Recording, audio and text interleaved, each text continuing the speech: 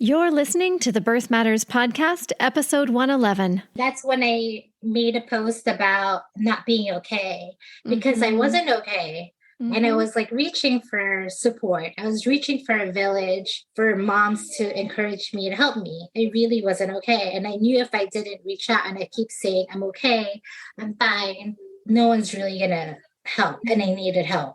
I need people to know where I'm at emotionally, respect my boundaries, and just listen. And they did. And it just turned things around.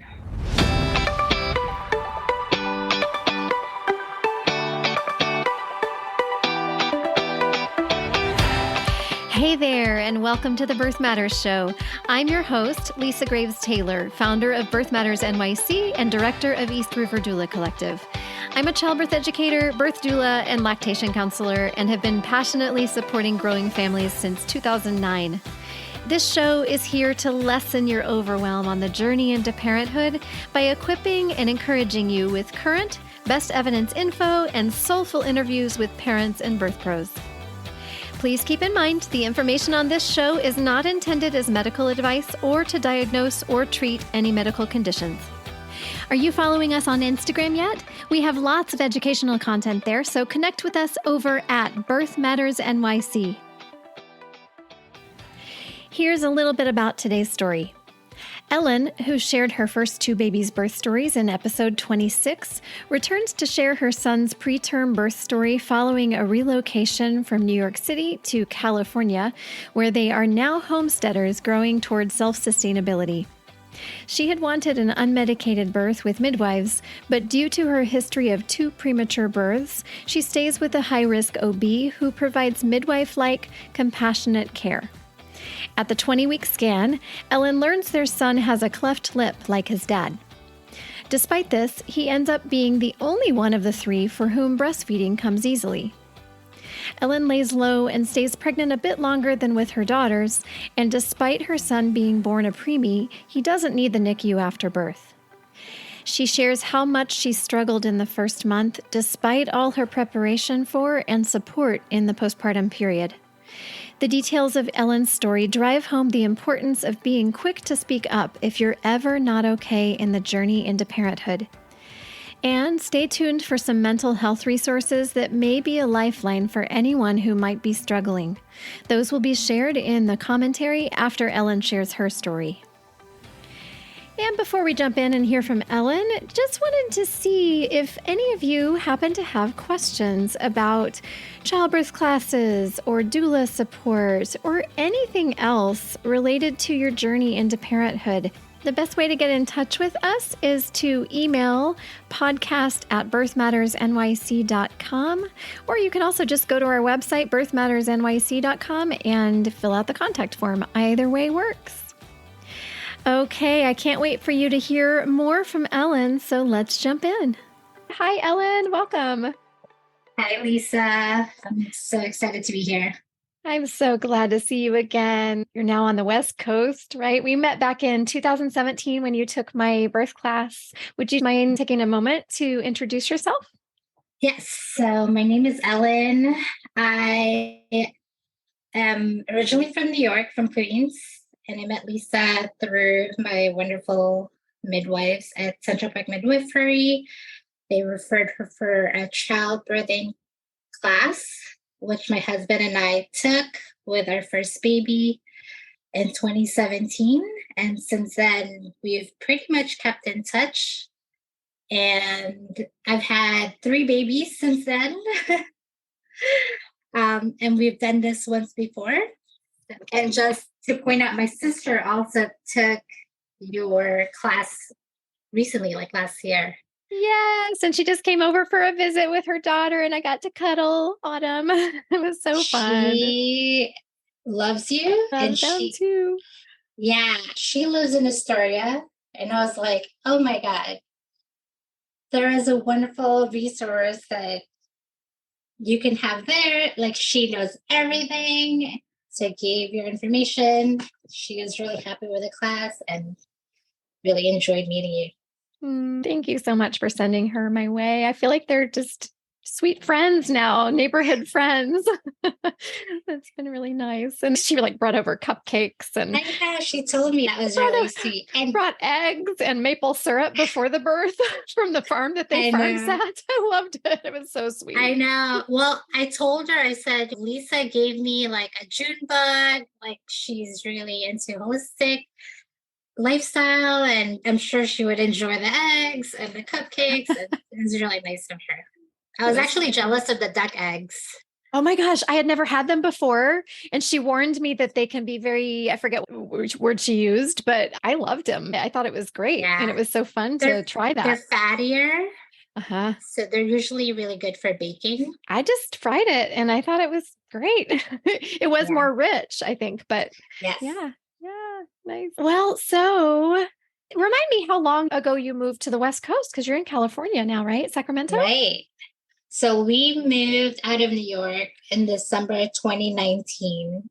We moved to Oakland Right before because the pandemic. my husband got a job in Oakland. And then the pandemic happened, which locked us in Oakland for a year. We had family in Sacramento. He grew up here. His mom was here, but still about an hour and a half, 2 hours away from Oakland. So it's still hard to have any help with. At that time, I had two little kids. I had a 2.5-year-old and a 2-month-old. So it's really intense. And COVID started and the world stopped. And we figured living in Sacramento would be better with the help. So we moved here a year later. We bought our first house ever. We moved in December 2020. And then my sister moved here from Long Island. So now they live 20 minutes from us, 20 minutes away. And now we have a little homestead. We have a bunch of chickens. We have a huge garden.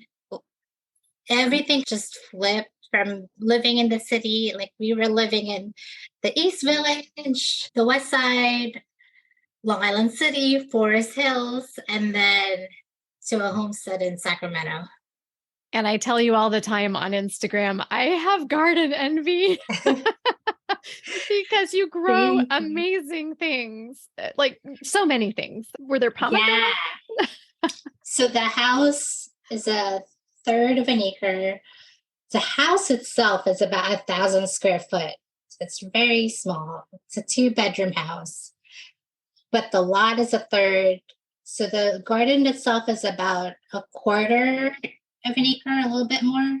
When we move, there are already 3 pomegranate trees, a navel orange tree, 2 plum trees, a massive grapevine. And then since then, we've just planted more trees. We have like 4 apple trees, a 4 grafted pear, persimmon. Have you started a farm stand yet? Not yet. Oh my goodness, that is really cool. Very different life, like you were saying, from New York City urban life. Yeah. And we are just enjoying growing more of our food each year. So that's been a goal. Love it. Love it. Wonderful. I'm curious to hear, as you shared your pregnancy and birth and postpartum story, just the differences between giving birth twice in New York versus California. But so with that said, would you like to just share anything about your pregnancy? Yeah. So a lot of things are different. A lot of things are the same. So third baby, we sort of planned it. And then towards the end, we just gave up and said, you know what? If it happens, it happens. Like one of those things, right? First baby, Evie was an IVF baby. Didn't think we could have a baby at that time. Second baby was a surprise. Third was pre-planned, gave up. And once we gave up, it happened. That's how my sister was conceived. Yeah. And now we're like, no more. And then living in Sacramento, the first thing I thought was, I want to stay with midwives. Central Park Midwifery is like the thing that kept me sane. Like my midwives, Christina and Elaine, are like the best. Like, wish I could have flew them here. And I mean, there were times I would still message with them. So I wanted midwives, but in Sacramento, it's not as easy. to Really? use a midwife. It Mhm. depends on your insurance. It depends on the hospital. Mm. A lot of the midwives here are practicing in birth centers or home births, which has gotten bigger. I met with some midwives in home birth centers. One of the caveats is once I say I had two premature births at 35 plus 3, the second was 34. They're already hesitant to take me on until I was Mhm. seen by a high risk doctor. So that was like a prerequisite to be followed in the birthing center. So I saw a high risk doctor, gave our story, and she decided to keep me. She said, "You're giving births earlier and earlier. There's a risk that you could give birth earlier than 34 weeks. I don't feel comfortable having you give birth in the birthing center. Your baby's being essentially healthy." Cece was the 34-weeker, stayed in the NICU for a week, but she was a growing feeder. She didn't need any medical intervention, didn't need a feeding tube, didn't need anything. And she was really concerned. So she kept me through the whole pregnancy, did so many tests, so many ultrasound. The good thing is my high risk doctor mentally was like a midwife. She listened, she was caring, she made sure every issue was addressed. She spent a lot of time with me. She was never quick to run out of the room. She was Oh, very good. respectful. Yeah. I had COVID at 8 weeks pregnant. And one of the things was I couldn't break my fever. It was 103.5. Oh, Tylenol will goodness. bring it up to 101. I was Oh. really nervous. Mm. I called the OBGYN office. They sent me to the ER. Once I got to the ER, they didn't do anything. They were like, "You can go home. No ultrasound, nothing." Even like a peace of mind or a kind words. It was not a good experience. So I told my high risk doctor, and she was so empathetic. She encouraged me to like write a letter, tell you about your experience. This should not happen. You're valid to your all your emotions. So despite that she's a high risk doctor, she was still very present in her care. And I think if it was somebody else, it would have been different. So yeah, she followed us throughout the whole pregnancy. We did a 20-week ultrasound, and we found out that the baby has a cleft lip and a marginal cord.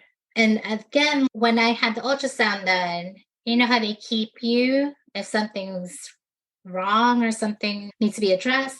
They put us in a room, and automatically I'm like, why are we in this room? What is going on?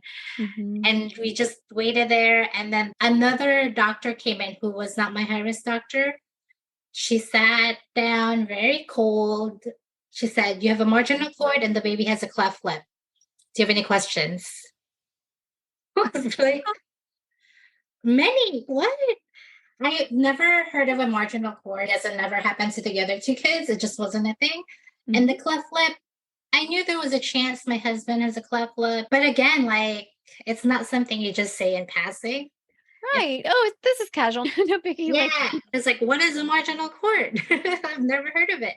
And she explained it very briefly. She's like, it just means like the cord of the placenta is not centered. It might be deviated to the side. That just means the baby is not getting all the nutrition or oxygen. And it could be a cause for concern later down the road. Maybe we'll induce you early if 34 weeks the baby's not growing. I was like, this is not something lightly to be said. I had a feeling I was going to go early, but even then, it was just abrasive. So we left there just like confused. I messaged my doctor right away, and she called me. She was like, "Let's talk about this. What are your questions?" good. I'm not trying to minimize it, but it's really not a big deal. We don't really see anything going wrong with the marginal cord. It's just mentioning. And since your babies are born early, they might not even be affected. And she really just put my mind to ease. And the cleft lip was like, it was hard to visualize. The baby's always prone. Through the whole pregnancy, the baby's prone. We had no idea how severe his cleft lip was, if the palate was involved. And she just always said, it doesn't seem like his weight's affected throughout the pregnancy. She'd reassure me and say the baby's growing.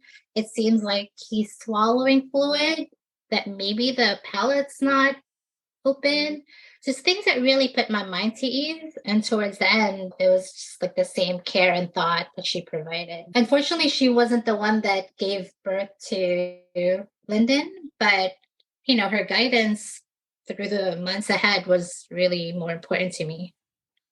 And with your background as a pediatric nurse, did that help you? I mean, it sounded like you didn't really know what all this, I mean, the marginal cord insertion, obviously that wouldn't be something, I don't think that as a pediatric Yeah, nurse, that's like way before when you work with yeah, babies, but the cleft yeah. lip and the fact that Lo has that, what was your like So it existing was knowledge base of that? I mean, it's super interesting, right? So yeah, the marginal cord, pediatric nurses don't really hear from it. And my background is pediatric ICU. So what we cover in our line of work is so different from well baby or even neonatal or, Hmm. pregnancy. It's just a different process and mentality. So I've never heard of it. Now I'm pediatric pulmonology. So knowing that the baby is premature, I guess I didn't mention this that all three babies are PPROM, but we knew Can you that with the explain what two that is for babies. people who don't know? So PPROM is premature rupture of membrane. Hmm. And there's really no hard and fast reason why it happens. It's the luck of the draw from what I see or from what I've read or heard.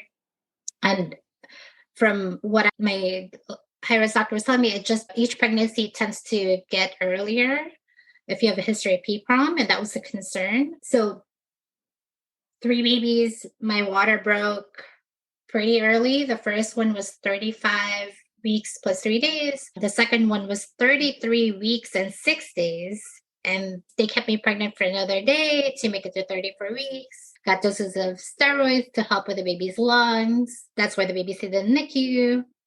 And then the third baby, his water broke right at 35 weeks, which was like weight was lifted off my shoulders because it was such a marker, right? They told me that if the baby's born before 35 weeks, it's going to go straight to the NICU. All these complications, all these things that could happen. But as he made it to 35 weeks, he was actually 35 and 1 when he came out. A lot of things just changed. It was like a world of difference. No NICU stay, Oh, good. no intervention. He never left my bedside. Like it was just amazing. And So back to PPROM, it's premature rupture membrane and just high risk for premature birth and complications that come with it. mhm. Can I ask you a question about your own body and pregnancy? I know that you had some back issues and symphysis pubis disorder, I believe, right? With one of your pregnancies, the second one, right? I The believe. second one, yes. Yeah. Did you have any of those things in this pregnancy? I had more of a round ligament pain. And I don't know if that's because I'm older, I'm 41 at this pregnancy, it's a third baby, or just the body is the way it is with, the relaxants and being heavier, all the factors, right? So I saw a chiropractor regularly for this pregnancy because I was afraid of the pubic symphysis dysfunction, which is you have too much relaxants that your pelvis is imbalanced. And it was so painful during my second pregnancy that I could barely walk. And I was afraid of that happening. So seeing a chiropractor, but this time it was more of a round ligament pain that at one point I thought I was going to give birth earlier. Many sensations that's happening that you're just concerned. And most of the time, I ended up just like staying in bed, like really listening to my body. If something hurt, just pause, honoring what my body and the baby is telling me. I mean, you take it for granted, but it's so huge. And I think with the third pregnancy, I was just so much more in tune and respectful to what's going on with my body and just listening. The first two, you're like, it's okay. Or even the first pregnancy, you're like, it's okay. It hurts, but I'm going to push through. And then as you experience these pregnancies more, you're like, you know what? There's something to be said when your body and your baby's telling you to stop. Mhm. And I think if I didn't stop, I would have given birth much sooner. Very likely. Yeah. Good for you for listening and slowing down. So, anything else to note about your pregnancy and processing the news of issues or slight concerns Um, about baby? The one thing that surprised me, my doctor really convinced me to stop working at 31 weeks. And I was working from home. So I said, if I stop working now, I'm just going to clean. What am I going to It would be do? worse. Yeah. But she said, don't underestimate the stress of working from home and don't think that it won't affect your baby. I highly recommend you just take this time to process things and sit with your body. And I was like, okay. And I did. And I'm glad I listened to her. I was really reluctant because I like my job. I enjoyed it. I'm sitting. What could be worse? But when I stopped, I really stopped. Some parts of it, when I said I was listening to my body, I would put myself in a modified bed rest and just rest. One of my mom friends suggested called The Midwife Uh-huh. on Netflix, which is like a BBC show on Mhm. midwives. Lots of I births. watched I watched 10 seasons of it because Wow. I was I Over the stopped next, you working had 4 one. weeks. Yeah. But you know what? It helped me so much during labor. Like I have to give credit to it because as I was pushing the baby out, and I was telling my doula this, I was just envisioning all these babies being born and called a midwife and how it I sounds love it. silly, but like I could envision his head coming out. I felt his shoulders come out. And Mhm. I think just all those visual from called midwife really helped me process it. Mhm. Yeah. So I chilled, watched Called the Midwife for 10 seasons. When my water broke, I was watching Called the Midwife and it just started it off. So it's been a big part of my pregnancy. How many episodes is that? That's many episodes. Well, each season was probably 8 to 10 episodes. It was a lot. I mean, I also had insomnia during pregnancy, especially during the later times.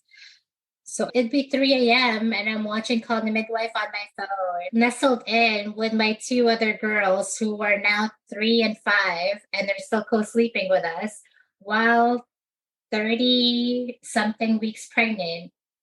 And I'm late in between the two. So I'm like snuggled in, could barely move, but I had my headpiece and my phone watching Call Me Midwife. I love that image.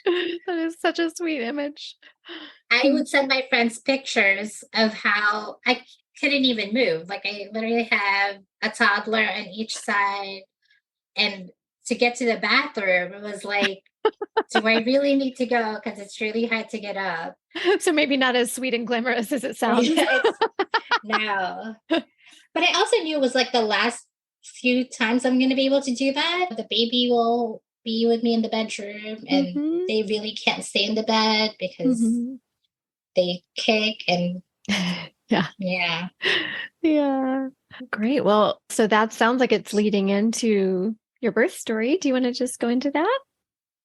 Yeah. So, like I said, I was watching called The Midwife. And I was very superstitious with this pregnancy.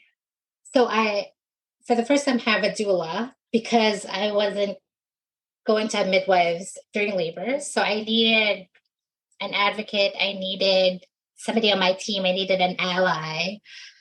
I'm So, glad you brought that up because I was about to ask that, but then I forgot that I was going to ask yeah, that. At what point in your pregnancy did you hire your doula?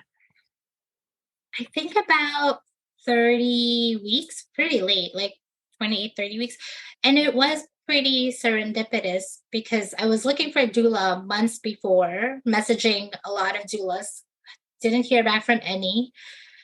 So I said, okay, maybe it's just not meant to be. I found a chiropractor that specializes in pregnancy care. I went to see her. It's called Sierra Valley Chiropractor in Sacramento. And then when I pulled in, I saw a cute little store next to it. I was like, oh, that's a cute store. It has like baby stuff. So went to see the chiropractor, had my treatment. And then I was like, oh, what's that store next door? It's so cute. She goes, oh, it's our nonprofit doula group. I was like, oh, excuse me?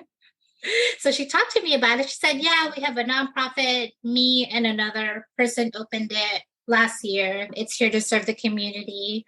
It's basically pay what you can. They have tiers of what you can pay, but they never turn anyone away because of money. And they really want to take care of the underserved. A lot of us women of color, it's not just easily accessible to have a doula. So she's like, why don't you go next door, talk to somebody and see what it's like? And if you feel like it's a good connection, take it from there. So I went after that and talked to the first person I saw, sweet person. I didn't know at the time that she's a doula. I thought she was the front desk girl. She talked to me about it. She's like, you can fill out this form, asked me when I was due. She's like, these are the midwives that are available. And as soon as I walked in, the place was just like, it just hugged you. Oh, I love that description. It was like being in the womb. It was so comforting. The smell, the vibe, everyone's energy was low. It was very calming. And she said, yeah, these are the women that are available to be a doula. I'll set you up in a meeting with them. Met with one of them. Her name is Aisha. She was great. She actually turned out to be the front desk at the chiropractor office, which I didn't know. So it turns out they all just run the chiropractor and the doula service. It seems like there's all moving parts because the front desk girl at Haven was also a doula. Fast forward, my doula, Aisha, when my water broke, was not available. She had her backup come in, which was the girl at the front desk. You first met? Was Baja. Yeah. It was like a full circle. So I was glad that even though a backup came to my birth, it was somebody I already knew and liked because she was really lovely. Yeah. So going back, my water broke. I was very superstitious. I told my doula, I said, I have a history of preterm birth. I might give birth early. I don't have the option to labor at home if I give birth early. And you'll just probably have to meet me at the hospital. And I've never worked with a doula, so I don't know a lot of things about it. I've only worked with midwives. So we had planned on that. And I said, I'll touch base with you in my pregnancy. And for some reason, I'm very superstitious. I didn't want to message them until I made it to 35 weeks. 34 was my marker. I was like, okay, my goal was 34. Once I hit 35, that morning, I sent her a text. I said, hey, I'm 35 weeks. If I make it to 36, I can labor at home. She's like, oh, great. Let's, think about that. Let's put our minds to that. Later that afternoon, my water breaks. And that morning, also, another superstition, my husband and I were talking. We're like, when should we install the car seat? We're like, I don't know, because the first time we did it, my water broke the next day. So it's so silly again. But of course, he installed it that morning. No way. Everything happened that afternoon. Yeah. Superstition reinforced. I know. It was crazy. And the same story, right? I was laying in bed, not doing anything, relaxing, resting, watching Call the Midwife. The same with the two birds, laying sideways, my water just breaks. It starts to leak, and obviously I'm going into denial. I'm like, no, it can't be. I probably just have to pee. I'm probably just becoming incontinent because I'm later in my pregnancy. And it wouldn't stop. And on the way to the bathroom, I gave my mom a look. I must have given her a look. Went to the bathroom, went back to my room, went to the bathroom. And then I texted my husband. I said, my water broke. Let's try to get ready. Don't tell mom. And as he's walking in the room, my mom goes, she's giving birth, isn't she? And I was like, dang it. I was trying to keep cool. But moms, they just know. My mom has this thing where her boobs hurt when something's going on. So she's like, I just knew something on my boob. It's like a constant thing throughout her life. Something happens, if she gets like a sensation in her, must be like a breastfeeding connection. She gets a sensation, she'll call all of us and say, is everyone okay? Because my boob was hurting. So something like that must have happened. She knew I was giving birth. By then, we had everybody ready. We planned where the other two girls will be. My mother-in-law was coming in to help. Lo and I were already prepared, our bags are ready, and we just drove to the hospital, like very chill, partly in denial, trying to have conversations like, so, how's the weather? How's work? On the way to the hospital. And we get there, we went to triage. They checked me. They said I was 3 centimeters dilated, which I don't think I was dilated the first two births when I came into the hospital. So it was new. And I was 70% effaced. Obviously, station was like, is it +3? +3 is, oh no, -3. Okay. I was going to say, wow, this baby's about to crown. Higher. That makes -3. more sense. Yeah. So it's still high. Although with a third baby, could be +3. Yeah. Yeah. And we went with UC Davis, which is a big hospital in Sacramento within the UC system. It was intentional. I worked for a UC system. I worked at UCSF. I wanted a big hospital with a children's hospital with a NICU that can take care of a baby if they have to. In my mind, I'm like, if they really need to transfer the baby out, they can transfer it to UCSF. Already pre-planning all these things. I know doctors at UCSF. I know the NICU there is huge. So trying to pre-plan everything. But turns out like UCSF was such a great place to give birth in. It was just like a unison. Like everybody knew their part. It was very organized chaos.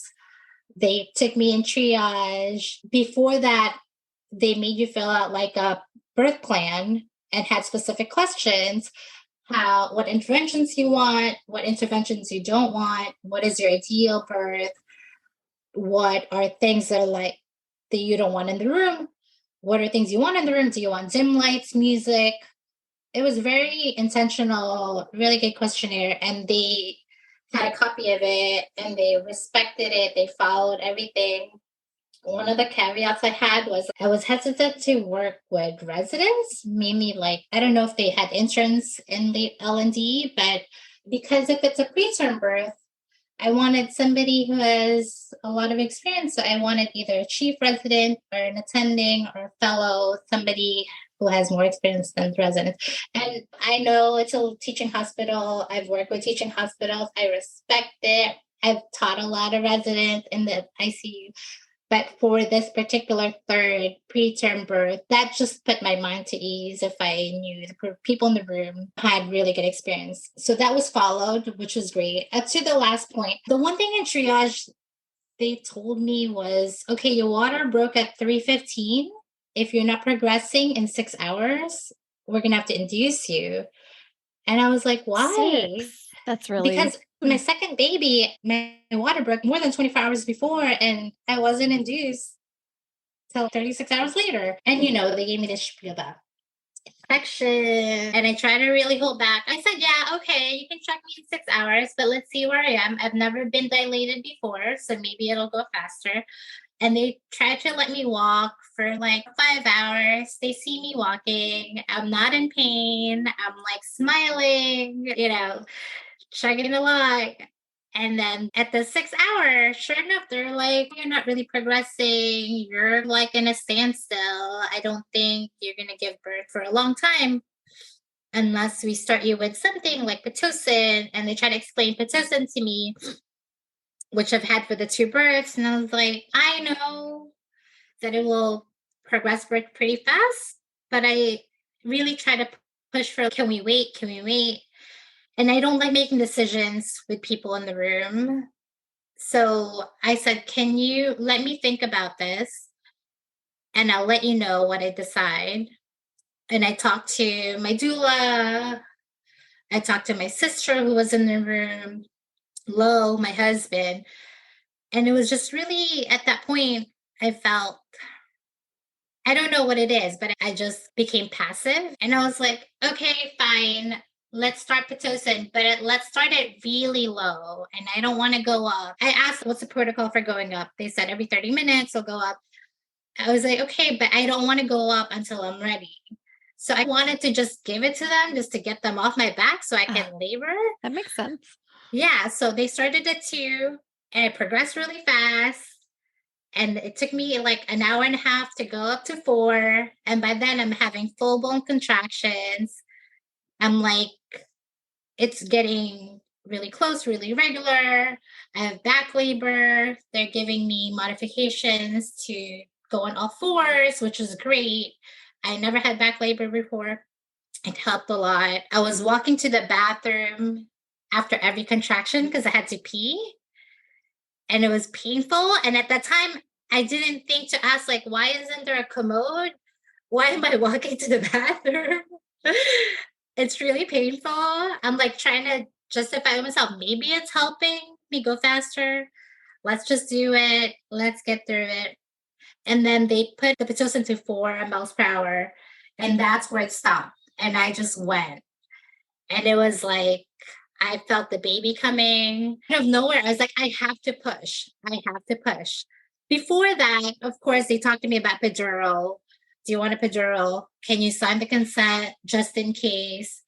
And again, a lot of the things I said yes to was just to get them off my back because I felt like they'll keep asking. I said, I'll sign the consent. I don't think I want it, but I'll sign it. The resident, the anesthesiologist talked to me, got through that. But in my head, I didn't want an epidural. I wanted to labor on my own, just go with my body. So 4 mLs per hour, my contractions are steady, strong, consistent, regular. I'm ready to push. I said, I'm going to push. And they're like, okay, but the doctor's not here. I was like, I don't care. I'm going to push. The resident comes in. And at that point, I'm already like deep into contraction. I had no energy to fight, no energy to say no to anyone. My sister goes to the resident and says, no offense, but she really would like a chief resident. You can be in the room, but she wants a chief resident or an attending in the room. And he was really respectful. He's like, oh, I totally understand. And they brought the chief resident in, who was really kind, lovely, super calm, amazing. But in my head, I was like, it's just going to go. Things are just going to happen. I don't have any say anymore. I just need to push. I don't care who's in the room. I'm going to push. And they're like, you have to wait. We're getting ready. I was like, I have to push. And I felt the baby coming down. And again, called the midwife in my head. I'm like, the baby's going to come out. The baby's going to come out. I thought I pushed for a long time. They told me later on it was 8 minutes. It was so fast. I went from 0 to 100. I was, contracting, going, stopping, recovering, having contractions to like the baby's out. The next thing I remember, I felt the baby's shoulders pop out of my body and this big sigh of relief just washed over me. And the baby was out. I heard the baby crying. They had this whole setup for the NICU. The NICU team was there in case the baby had issues breathing because he's 35 weeks. Amazingly enough, the baby didn't even reach the warmer. The baby was put on my chest, was not even weighed for an hour after. All the things in my birth plan was followed. Delayed cord clamping, put the baby on my chest right away, delay interventions because the baby is 35 weeks and was healthy. There were no interventions. To the point that my sister was like, everybody left the room. The baby was on my chest. The whole team left the room. My sister's like, wait, they're not like, what? She was not used to that. My sister was there for the birth of the other 2 kids. She was like, they're not going to take the baby. They're not going to weigh the baby. They're not going to look at the baby, like anything. And she's like, it's so calm. It's crazy. It was just like very what I needed in the moment, the support, the words, the energy. So the baby never left my side. The nurse came in an hour later. She's like, I think I should weigh the baby. I was like, oh, yeah.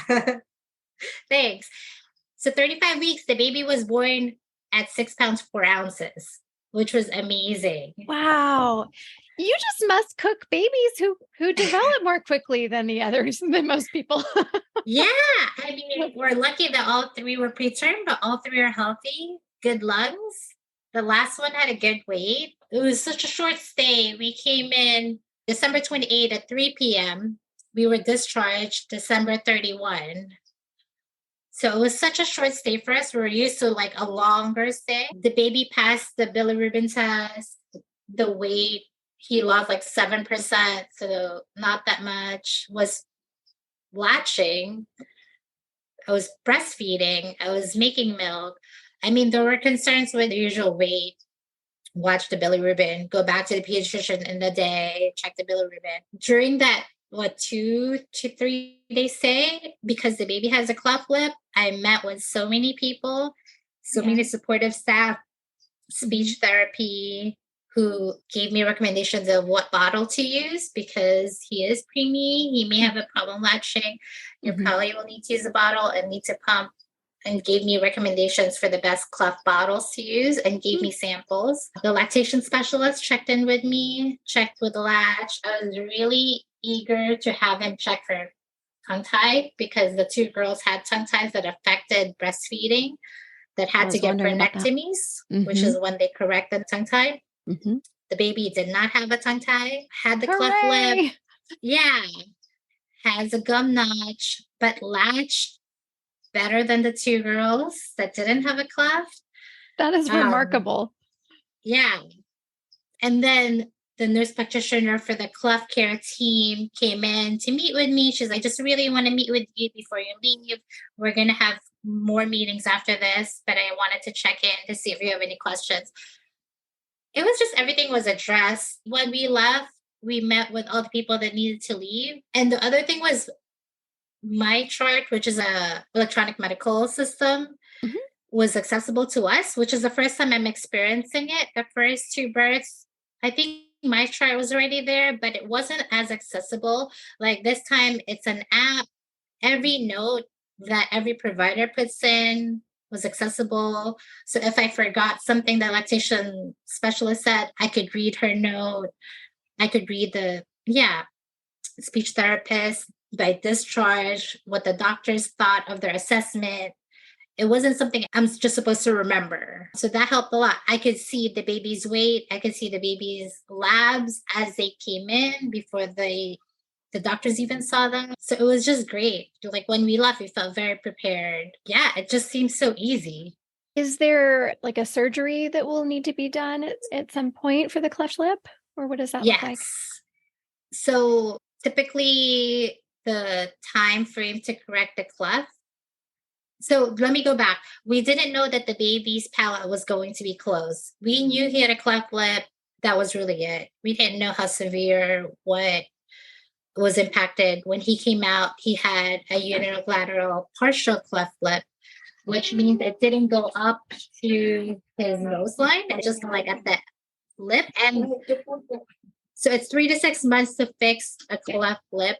His palate was closed, which was probably the best thing because I was concerned about feeding and feeding issues with a cleft palate. And I know you know this, but I have an extensive history of working with babies and kids and adults with cleft lips, palates, face. I volunteered for Operation Smile, which is a nonprofit organization that provides corrective surgeries to babies and even adults with clefts.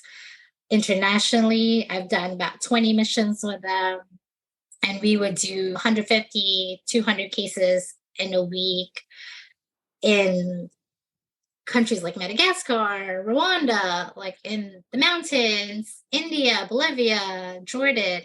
So that experience tied along with my husband having a cleft. Everyone said, this baby has the best, the optimal people that will surround him.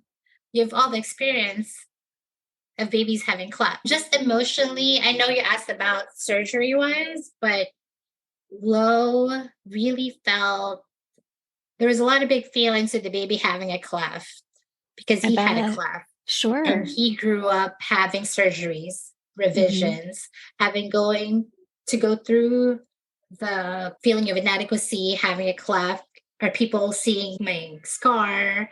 He would tell me stories of even up to now, he would come up running and he would notice people laughing, and he's like, is it because of my cleft? It's a childhood trauma for him. And he was afraid that was going to happen with the baby. Just a lot of feelings that he was going through. And I wish he was here to talk about it, because he really sees himself in Lyndon.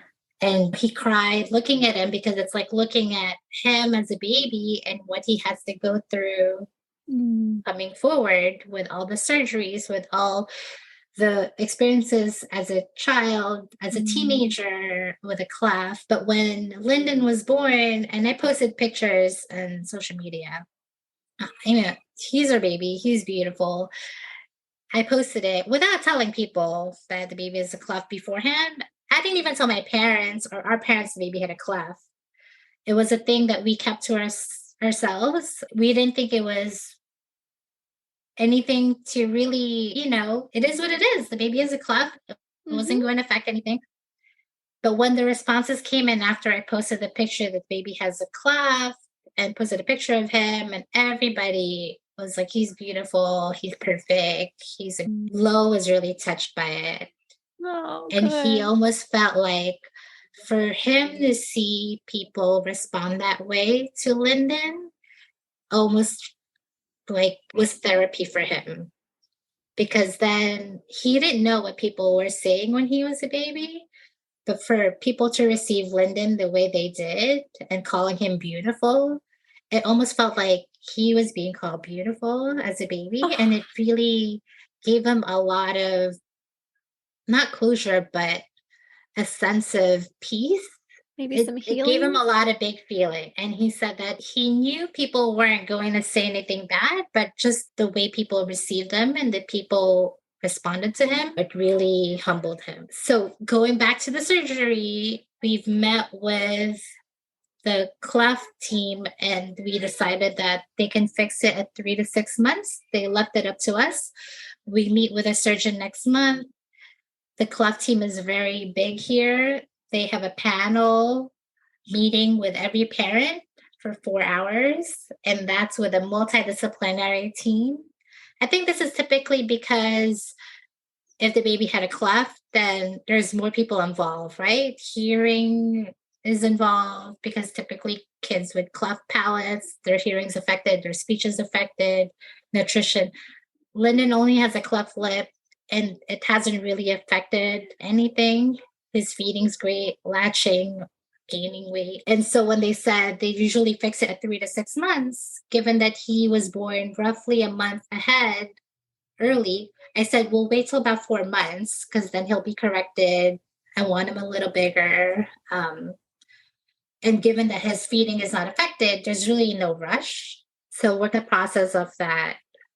But growing wise, which was another thing, this is going to be a long podcast, Lisa, because feeding was crazy. The pressures given to me by every corner about gaining weight, I was so confused. He only lost 7% of his weight, and his bilirubin was low, but it was just at the marker of, we had to get readmitted for bilirubin lights to get his levels corrected. And didn't that happen with at least one of your girls had to stay extra time for that in the hospital? So two of the girls, both of them, needed lights. Evie, our firstborn, we were still in the hospital when her levels were low enough to go on lights. So she ended up staying. We never took her out. We went home. She was still in the hospital. Cece, our second, was in the NICU, and she had been planned to be in the NICU for a week. So they did the lights while she was in the NICU.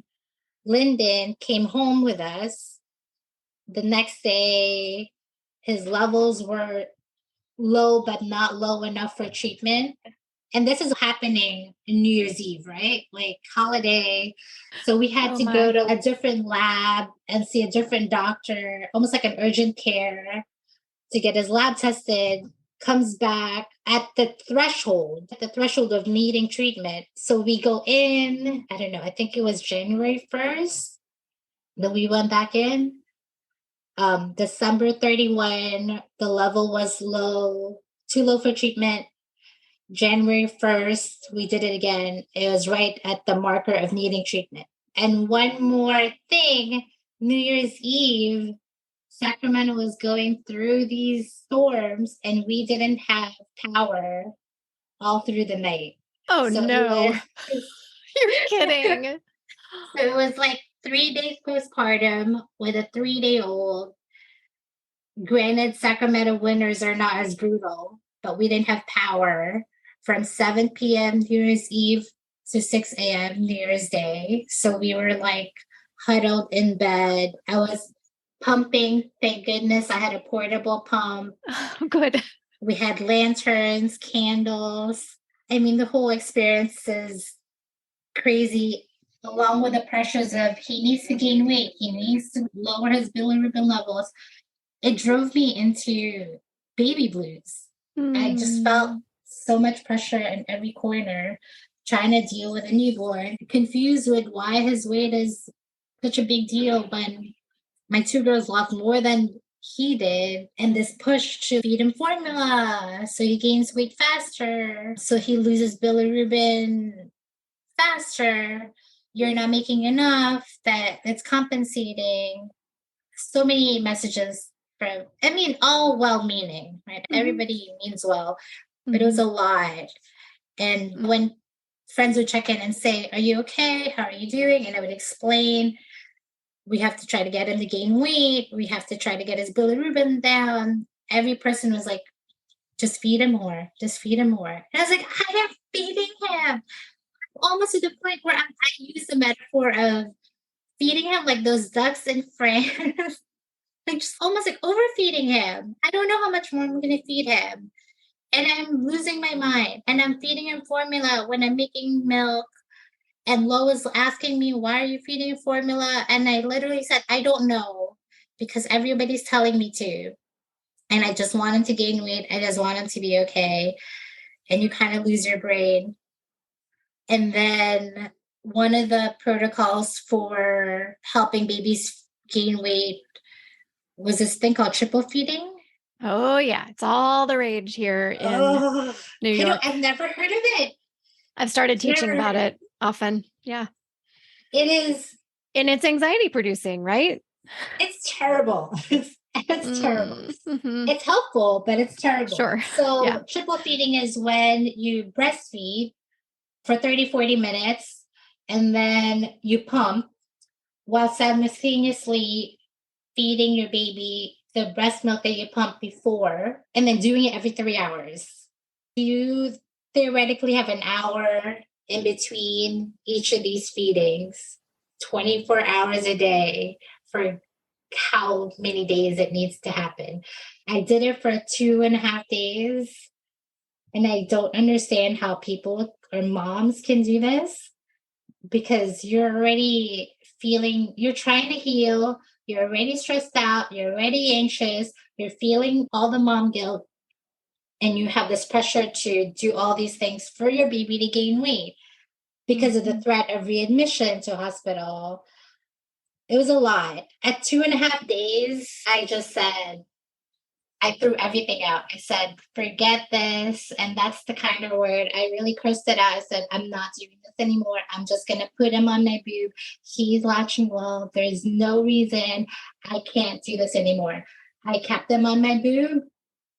His weight just skyrocketed. There was this like, we need him back to his birth weight in a week. And he was still down 8 ounces. And we had 6 days to work with to get him back to his birth weight. So he was born at 6 pounds, 4 ounces. When we went back to the pediatrician, he was 6 pounds, 3 ounces, just from straight breastfeeding. Oh, but they wanted you, but was that enough? They said, that's why I made a face like, oh no. Yeah. Well, it's 1 ounce, right? Yeah. I was like, if that's not enough, surely I don't know what to do. Like, you can't. Yeah. I was feeling very victorious at that point. Good. I'm glad. I was like, I'm doing this. And he's gaining weight. And he did it. And we did it through breastfeeding exclusively. Good for you. Yeah. I felt very triumphant. I was like, yes. And then see, when that happened, the whole time I was sleeping an hour a day since birth. That's 2 weeks. Once I found that he gained weight, I slept for 4 hours. and felt like a Mm, new human being. 4 hours because I had to feed him again, right? right. But I was living off 1 hour of sleep a day for 2 weeks. Oh, you can't survive for long on that. I can't believe you And were I able to think, go that long. yeah, and Mm, that's when I made a post about not being okay because I mm-hmm, wasn't okay. And I mm-hmm, was like reaching for support. I was reaching for a village, for my tribe, for moms to encourage me and help me. It really wasn't okay. And I knew if I didn't reach out and I keep saying, I'm okay, I'm fine, no one's really going to help. mm-hmm, And I needed help. I need mm. people to know where I'm at emotionally, respect my boundaries, and just listen. And they did. And it just turned things around. Yes. Listen to Ellen. Speak up. Speak up because this is a tough time. It's exhausting. You're healing. And then they're telling you to triple feed. And good for you for listening to what you needed along with what your baby needed. And you showed them. Yeah, I mean, Yeah.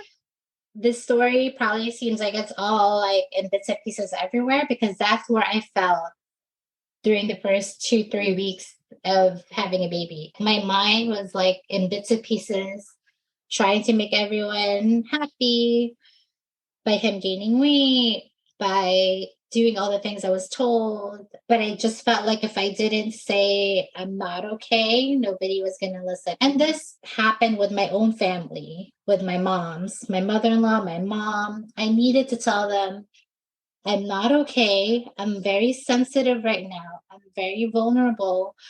Everything is very different. So I just need you to not say anything that could hurt me because everything is hurting. And they were so good and they just cradled me. And I'm sure I was probably like not the nicest person all the time, but they just took me in. My oldest sister was just like advocating for me, saying she's just going through a lot and you just need to listen. You don't need to tell her how to feel or what to do or, how to do things. Just let her be. And I think that's really what healed me. And so, like, I think I posted a week after that, I'm starting to feel better. There were times where I would just cry all day out of nowhere. And I just literally voice out, tell Lo, I feel like I'm not doing anything right. And it's so weird because I've heard moms say that and think, oh, that's silly.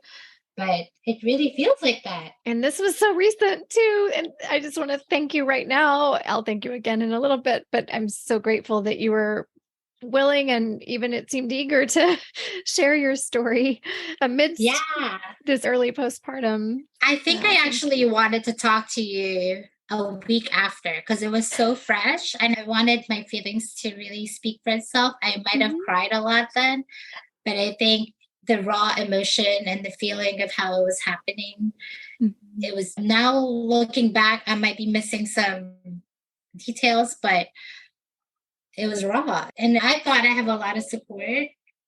And even when I talk to my doctor, she's like, you have a lot of support. You have your mom, you have your mother in law, you have sister, you have your husband who's amazing. And I'm like, yes. And if I still feel this way, imagine somebody who does it. Right. Yeah. Glad you have support and I'm glad you spoke up. Yeah, because nobody Yeah. can know we're struggling if we don't say anything. And that helps people know how to be more sensitive and supportive. Yeah. And I don't know if it comes with age because I don't remember any of my friends unless I wasn't paying attention or, my sister is saying it was really hard. And I was like, it's so hard. Postpartum is so hard. And before this, I was more focused on postpartum care than labor and delivery. You know me, my bone broth, all the butters, all the milk, like all nutrition, like dense nutrition food, making everything, sourdough everything, growing our food. I was Mm-hmm. focused on postpartum and healing, and it still happened to me. I was like 40 days, nobody talked to me, nobody visit, already putting up my boundaries. I would talk to my coworkers and be like, postpartum, my sacred time, and it still happened. But like you said, if you didn't have that support, it could be so much worse than it is. Not to minimize at all what you're going through, but just to encourage people who are listening to still plan intentionally for that support, right? What advice would you give to people listening? I would say you can plan as much as you can, but I think the main thing is being in tune with yourself, really knowing when you're not okay, it's okay to say you're not okay. I think there's this stigma that we have to be strong moms and take it all in and carry it all and be okay. And it's really not like that. And I think when we try to hold all those things together is when we fall hard, and we try to keep things, quote unquote, keep things together and fix everyone and be there for everyone, take all the roles and not ask for help, is really when you break. I ask for help. My husband knows. I'm like, I need to give people jobs because everybody wants to help. And if you don't direct them, they're going to help in ways that you don't need or you may not like. I don't need you to hold the baby. I need you to fold the laundry. Yes, very clear. Yeah, I heard a tip a while back about creating a list of, if you are fortunate enough to have people coming over and asking how they can help, to have a list on the fridge and keep it up to date, obviously, as much as you can, and just say, oh, go pick something on that list, unless you can think of something right in the moment. But it's nice to have just a list to just send them over there. Yeah, check something off that list. So the two girls that I work with, one girl that I work with, we gave birth days apart. So we had each other support through pregnancy. And another girl that I work with, she's pregnant now. So I'm giving her kind of, this is what happened to me. It may or may not be helpful for you, but like in retrospect, just already having your, I hate to say rules, but things that you want in postpartum. Please don't visit right away. Please leave the food at the door. Don't expect me to entertain you. And don't be upset if I don't want people around. It's not you, it's me protecting my space and my energy. Mm-hmm. Things like that. And please don't wear perfume or strong scents. Please don't hold the baby. The things that everybody says. Don't hold the baby unless I ask you. Don't kiss the baby. Don't kiss the baby. Don't kiss the baby. People want to kiss those babies. Yeah. Yeah. So just having those guidelines before birth. So then when the baby is here, it doesn't come out like you have so many rules. You just have, this is what I have in mind that is really what we would like to be respected. And just remembering that postpartum is your time. It's sacred. It's your time. It's your time to heal. It's your time to be with your baby. I started reading the 4th trimester post-birth, and everything is just like, yes, yes, yes, yes. All the things about having your village, your support system, nourishing food, boundaries, like all the things are there in that book if anybody needs a resource. It's one of my current top 2 recommended postpartum wellness books. I love it. I'm glad you brought it up. I'll make sure to include that in the show notes. What's the other one that you recommend? The 4th Trimester by Kimberly Ann Johnson. Yeah, they're tied for my 2 favorites currently. And they're very different from each other. That's the other one. Yeah. Yeah. What book did I say? I thought this was the one. I thought you said the first 40 days. Did I maybe? No, you said the 4th trimester. Sorry. This is the book that I read. The 4th trimester. So you said that one. I'm sorry. Forgive me. I'm going to link to both of those in the notes. The first 40 days is what I give to a lot of moms because I haven't read the 4th trimester, but now will be this book that I will be gifting. Nice. Love it. Before we start to wrap things up, I wanted to go back and ask you a couple things about birth, if you don't mind going back to that part. Yeah. So one of my questions was, it sounded like, did you have in your labor room, you mentioned your sister, doula, and Lo, were they all 3 there? So you were allowed 3 people. Yeah, but that's a loophole because a doula is considered sort of like your team. So they're not counted as somebody that you're bringing in. Mm-hmm. And they could verify the doula. She was on the website. Typically, you have to have them approved before. Mm-hmm. But since she was already there, They just asked for the website. They verified that she's on it. She wasn't counted as one of my support people. So my sister was able to be in the room with so my nice. husband. And did the doula just meet you at the hospital, or did she come to your home? She met me at the hospital. She was great. She was so calm and so many tips and walking. She did acupressure. She was guiding me in like breathing techniques. She was guiding low, and my sister too. Like, if you want to support her, this is what you could do. I asked her for certain things. What do you think about this or that? Or she just had a lot of experience, and at the same time, very calm. So it was really nice to have her. Nice.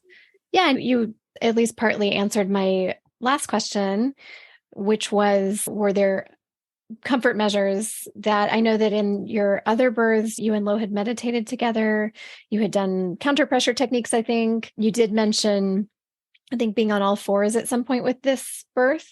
And then you just said acupressure. Were there any other things that you didn't mention that you remember using for pregnancy wise, I was running like 4 miles a day up to about 2 months. 2 to 4 miles a day. And then as I got pregnant, it became walking for 30 minutes, working out for 30 minutes, up to 5 months. 5 months is when I went on a lull and I just did a lot more prenatal yoga. And this is all self-practice, or I'll watch something on Yoga Glow or something, a lot of meditation and reminding myself like how to really utilize my breath during birth. There's this, I feel like you're the one that taught this. When you like breathe, it's almost like a cow. You're just kind of howling, like how you keep your jaws open to keep your cervix open. Yes. Yeah. And I have my sister took a video while I was giving birth from the head up, and I could hear myself breathing that way. And it's really what helped me push the baby out so fast. Nice. Thank you. One thing about postpartum that I wanted to add, and you may have experience with this, I did a postpartum Abhyanga massage. Say that again. What kind of massage? Postpartum Abhyanga massage. I'm not recognizing the word at the moment. I know Mayan uterine massage, but say more. Tell us. Yeah, so postpartum Abhyanga massage. So Abhyanga massage is an Ayurvedic massage that they use oils as a part of the massage to promote relaxation, de-stress, toning of the uterus. It even helps with hormone balancing, as they do like lymphatic massage and drainage. It happens in a warm room. They basically use oils to pour over your body and kind of move the energy, move the stale blood, move everything around your body. And I would say that was like bliss. Somebody gifted it to me. My husband's friends gifted it to me. They gifted me a massage. I knew I wanted a Abhyanga postpartum massage. And I found an Ayurvedic center in Sacramento that specializes in it. And it was amazing. Great. I am going to research that now because I'm surprised. I've been doing this work for a long time, but I don't believe I've heard of that. So I look forward to learning more. Thank you for sharing that. And maybe I can get the information for the place where you went in case anyone's listening from California. Yeah. Thank you. So are there any other things that you haven't gotten to share that you were wanting to share before we wrap it up? I think that was it. I have a list. I jotted down some things, but I feel like I've talked about all of them. Yeah, so right now we have our own rhythm, breastfeeding. I'm almost close to my 40 days. It took me a while to walk outside the house and moving farther away from the house. So trying to respect my healing body along with garden season. Yes. Oh, nice. I love it. Well, I look forward to seeing your future gardening, but for now, I'm glad that you're just nesting and healing and bonding and asking for support as needed. Maybe some other people can help with some of the gardening if certain things need to be done now. I don't know what the timing is of different gardening things in California. Yeah. No, my husband is helping a lot with the physical labor, like compost and all that stuff. Good, good. Well, please give him my love. And maybe we can regroup after the, is it a series of surgeries? Yes. I mean, but these surgeries happen throughout his life. So the Okay. first one is in about 4 months. Mhm. And that's the big one. And then it just becomes revision throughout a couple of years later. I see. Okay. Yeah, well, I'd be interested to hear how the first one goes and Yeah. just to learn more, because I don't think we've had anyone on this podcast sharing about that. So it might be really helpful and educational if you're interested, if you want to come back a third time. Of course. The nurse practitioner for the cleft team is such a advocate for breastfeeding. When she asked me how's feeding going, and I said I'm feeding him formula, she's like, why? Because I'm making enough breast milk. We highly encourage you to just keep him on the breast because recovery will be a lot smoother if he can breastfeed. Because typically they're not allowed to bottle feed after surgery, but they can breastfeed. So she's like, how interesting. Yeah. So she was like such a proponent, like highly supportive. Breastfeed him if you can. It'll be so much better for him. He'll pain recovery, everything will be much better because typically they're just hungry. So after surgery, you just can put him on the boob instead of giving him pain medicine to eat, which I was like, yeah, of course. I mean, I knew this because I worked in this field. I'm like, totally. Right. And I think that's what motivated me to get to just breastfeed him more. I'm so curious to learn more about all of the details underlying all of that.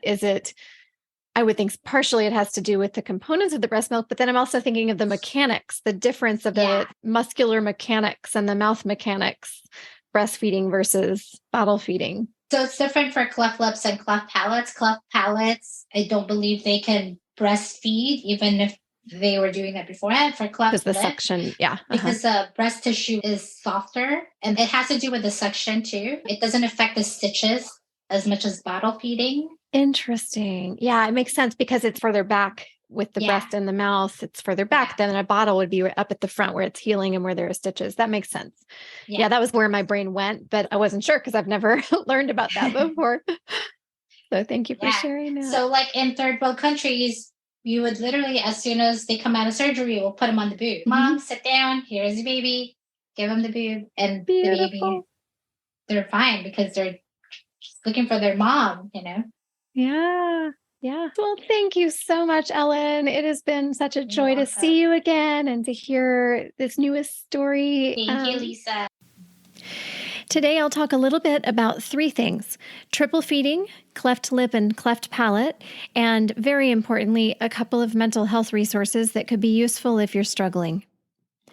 The topic of triple feeding came up in 3 previous birth stories on this episode, actually pretty recently, episodes 98, 99, and 104. I taught a bit about it in those episodes, so you can learn more if you'd like. I'll link to those episodes in the show notes for this episode over at birthmattersshow.com. A little bit about cleft lip and cleft palate. Cleft lip is also called orofacial cleft, and it means that there's a separation in the lip going up to and sometimes into the nose or palate on one side or bilaterally. A cleft palate is essentially a hole in the hard or soft palate of the baby's mouth. 40% of these cases may be associated with congenital or genetic issues. According to the CDC, here are the statistics here in the U.S. About 1 in 2,800 babies is born with cleft lip with no cleft palate. About 1 in 1,600 babies is born with cleft lip with cleft palate. About 1 in 1,700 babies is born with cleft palate. According to Operation Smile, the worldwide statistic is 1 in every 500 to 750 babies is born with a cleft. So it's far less common in the U.S. than worldwide. Depending on the type and severity of a cleft, there are usually varying levels of challenges with breastfeeding or even regular bottle feeding. This is because of suction issues. A baby's lips and mouth need to be able to create suction to express milk out of the breast or chest. This is why it was so encouraging to know that Ellen's son breastfed beautifully. With a cleft lip, it may be more possible, but in many cases, physically tricky to breastfeed or bottle feed.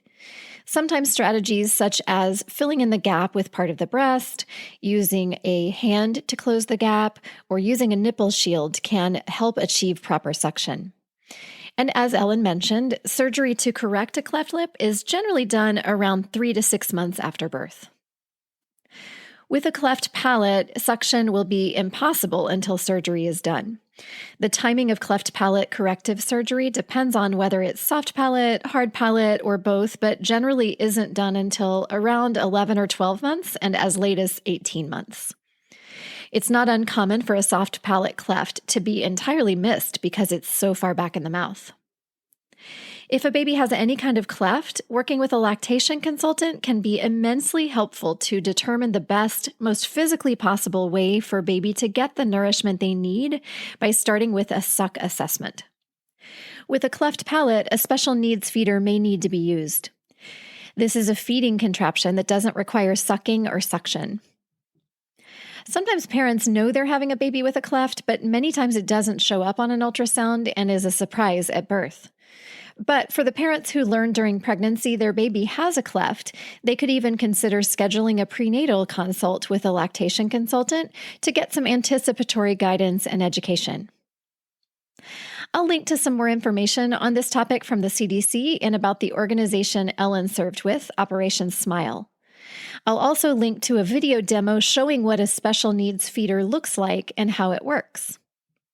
These will all be over in the show notes for this episode 111, over at birthmattersshow.com.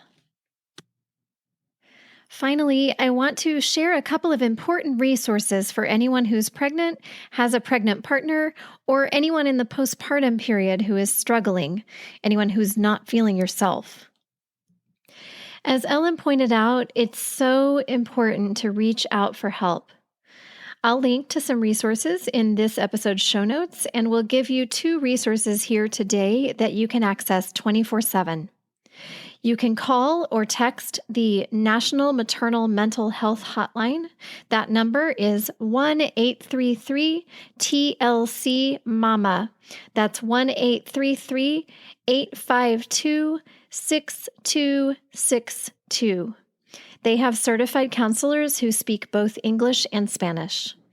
This hotline is a one-time connection, and resources and referrals are provided from a national database.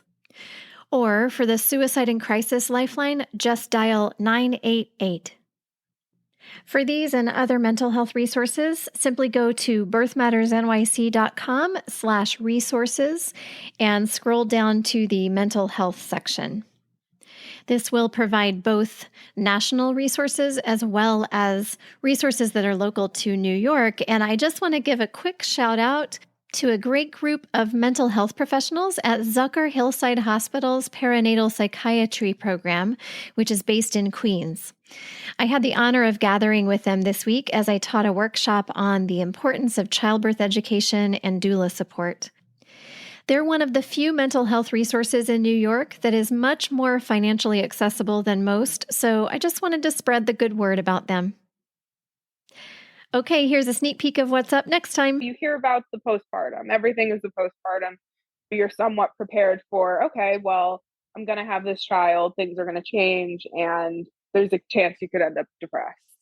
I had never heard of people getting depressed during pregnancy, and I felt so much shame. And once I kind of got into a better headspace, I told people this is something that's very real, and there's something very lonely about pregnancy. You're alone in that journey physically, and I never realized that. Thankfully, we have the resources that I was able to stop working, and I had to take care of myself at that point. And so I got the help that I needed, but things got better. Thank you so much for listening to the Birth Matters podcast. Until next time, please remember these two things. You matter, and you are not alone.